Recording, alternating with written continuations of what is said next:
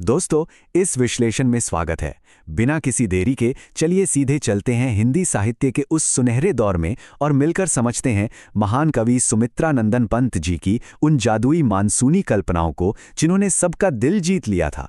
उनकी रचना पर्वत प्रदेश में पावस एक ऐसी कविता है जिसके शब्द पढ़ते ही सच में पहाड़ों की ठंडी ताज़ी हवा का सीधा एहसास होने लगता है। आज की हमारी इस चर्चा को हमने 4 हिस्सों में बांटा है।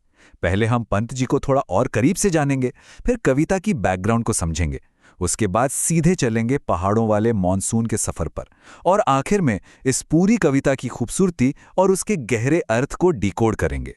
तो शुरुआत करते हैं पहले हिस्से से। कहा जाता है कि किसी भी महान कला को समझने के लिए उसके कलाकार को समझना बहुत जरूरी है। तो आइए मिलते हैं उन पहाड़ों के अद्भुत बालक से जिनकी आत्मा सच में हिमालय की उन ऊंची चोटियों के साथ जुड़ी हुई थी। उत्तराखंड के बेहद ही खूबसूरत और शांत कौसानी पहाड़ों के बीच 20 मई 1900 को सुमित्रा नंदन पंत जी का जन्म हुआ। अब जाहिर सी बात है, ऐसी जगह पैदा होने पर प्रकृति से प्यार होना तो बनता ही है।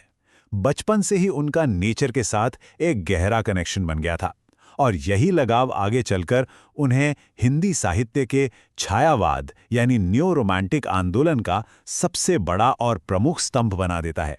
उनकी लाइफ का ये छोटा सा टाइमलाइन उनकी कमाल की उपलब्धियों को दर्शाता है।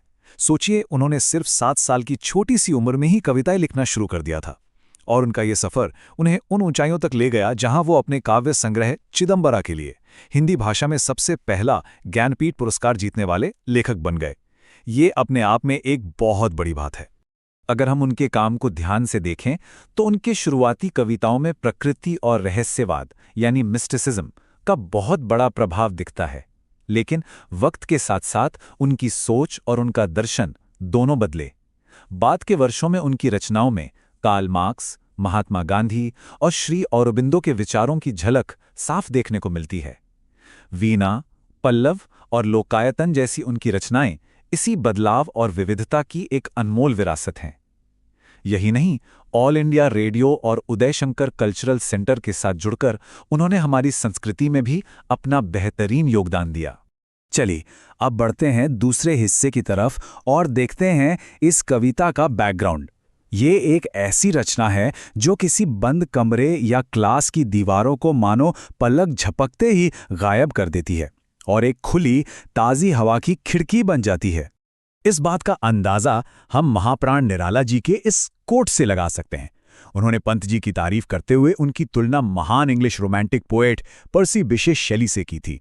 निराला जी ने बिल्कुल सही कहा था कि पंत जी के पास अपनी कविता में कमाल की उपमाएं यानी सिमिलीज यूज करने का एक अद्भुत हुनर था, जिसकी वजह से उनकी कविताएं अत्यंत मधुर और कोमल बन जाती हैं। और यही वजह है कि हमारा इस विश्लेषण को बनाते वक्त सबसे बड़ा मकसद वही कमाल का एक्सपीरियंस रिक्रिएट करना है जिसका वादा किताब करती है। इसे सुनते हुए ऐसा लगना चाहिए कि कोई बंद जगह नहीं है, बल्कि हम सीधे हिमालय के उन ऊंचे, धुंध भरे और रहस्यमयी शिखरों के बीच एक जादुई सफर पर निकल पड़े हैं। तो बिना किसी देरी के तीसरे भाग में आते हैं और सीधे पर्वत प्रदेश में पावस कविता के उस नज़ारे में कदम रखते हैं जहां प्रकृति मानो हर पल अपने नए नए रूप बदल रही हो। आइए इस दृश्य की कल्पना करें। बारिश के भारी बादलों से ढके हुए पहाड़ों का यह नज़ारा एक अजीब सा जादुई माहौल बनाता है। यही वो विजुअल कैनवस है जिसके ऊपर पंत जी ने अपनी शब्दों की कलाकारी की है। अब इस हिस्से पर थोड़ा ध्यान देना जरूरी है, क्योंकि कवि ने यहाँ कमाल का पर्सोनिफिकेशन यानी मानवीकरण यूज किया है। एक शब्द है मेखलाकार, जिसका मतलब है एक विशाल कमरबंद या करघनी के आकार का। उन्होंने पूरी पर्वत श्रृंखला को एक कमरबंद जैसा बताया है और इन पहाड़ों पर जो हजारों फूल खिले हैं उन्हें कविता में सहस्रदृक् सुमन कहा गया है, मानो वो उस पहाड़ की हजारों खिली हुई आंखें हों। है ना अद्भुत? अब सोचिए, वो विशाल पहाड़ अपनी उन हजारों फूल जैसी आंखों से आखिर नीचे क्या देख रहा है? दरअसल वो अपने ही विशाल आकार को अपने पैरों तले फैले एक बड़े से तालाब में निहार रहा है। ये तालाब एकदम शांत और ट्रांसपेरेंट है, जो पहाड़ के लिए बिल्कुल एक जायंट मिरर या विशाल आईने का काम कर रहा है। आइए इस दृश्य के थोड़ा और करीब चलते हैं। पहाड़ों की ऊंचाइयों से गिरती हुई झाग भरी झरने ऐसी लग रही हैं जैसे किसी ने सफ़ेद मोतियों की चमकती हुई लड़ियां लटका दी हों। और उनके गिरने की जो वो झर-झर आवाज़ है, उसमें एक अजीब सी खुशी, एक मस्ती भरी हुई है। ऐसा लगता है जैसे ये झरने अपने इस महान पर्वत की शान और उसके गौरव का कोई खुशी वाला गीत गा रहे हों। वहीं दूसरी तरफ इन पहाड़ों के बिल्कुल बीचों बीच से उठते हुए ऊंचे पेड़, जिन्हें यहाँ तरूवर कहा गया है, वो सीधे शांत आकाश की तरफ एकटक देख रहे हैं। ये ऊंचे पेड़ एक तरफ तो अपनी बड़ी बड़ी आकांक्षाओं और एम्बिशन का प्रतीक है, लेकिन इनके इस अटल और बिल्कुल चुपचाप खड़े रहने में एक दबी हुई चिंता या एंग्जाइटी भी साफ महसूस होती है।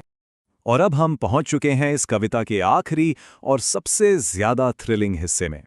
यहाँ की सबसे दिलचस्प बात यह है कि ये पूरा शांत और खूबसूरत नज़ारा देखते ही देखते अत्यंत नाटकीय और भयानक रूप ले लेता है। मौसम अचानक बिल्कुल पलट जाता है। कविता की लाइन है, उड़ गया अचानक लो भूधर, मानो पूरा का पूरा विशाल पहाड़ ही वहां से उड़ गया हो। उस जगह को सफेद और चमकीले घने बादलों ने पूरी तरह निगल लिया है। पंत जी ने इन बादलों को चमकते हुए पारे यानी मरकरी के विशाल पंखों से कंपेयर किया है। ये बदलाव सच में बहुत ही पावरफुल है। अब इस तूफान के बीच में एक बहुत बड़ा सवाल निकल कर आता है। आखिर वहां ऐसा कौन सा भ्रम यानी इल्यूजन पैदा हो जाता है जिसके डर से आसमान को छूने वाले इतने मजबूत साल के पेड़ ऐसे लगने लगते हैं जैसे वो जमीन में ही धंस रहे हों? इसका जवाब उस मूसलाधार बारिश और भयानक धुंध में छिपा है। ऐसा प्रतीत होता है जैसे पूरा आसमान धरती पर टूट पड़ा हो। देखने की क्षमता यानी विजिबिलिटी एकदम जीरो हो चुकी है। सिर्फ झरनों की आवाज बची है और तालाब से इतना घना कोहरा और धुआं उठ रहा है मानो उस पानी में आग ही लग गई हो। और यही वो दृश्य है जिसे देखकर लगता है कि साल के पेड़ इतने ज्यादा डर गए हैं कि वो घबराकर जमीन के अंदर ही घुसते जा रहे हैं। अपनी इस अद्भुत कविता के अंत में पंत जी मौसम के इस तेजी से बदलते हुए खौफनाक और रौद्रमयी रूप को एक इंद्रजाल बताते हैं। इंद्रजाल यानी भगवान इंद्र का बनाया हुआ एक जादुई खेल। वो कहते हैं कि वर्षा के देवता भगवान इंद्र खुद अपने बादलों रूपी विमान, जिसे यहाँ जलदयान कहा गया है, उसमें बैठकर इस आसमान में घूम रहे हैं और इन पहाड़ी वादियों में अपनी जादुई ट्रिक्स दिखा रहे हैं। तो चलिए अपने इस विश्लेषण को हम एक आखिरी और गहरे विचार के साथ समाप्त करते हैं। जैसे कि किताब के योग्यता विस्तार में भी सुझाव दिया गया है, जब भी अगली बारिश आए तो हमें जरा खिड़की से बाहर देखना चाहिए और खुद से पूछना चाहिए कि हम इन बदलते हुए खूबसूरत रंगों और इस दैनिक जादू को अपने शब्दों में कैसे बयान कर सकते हैं। क्योंकि याद रखिए, किसी भी मौसम का अनुभव और भी गहरा और यादगार हो जाता है जब हम थोड़ा ठहर कर उसे सच में महसूस करते हैं।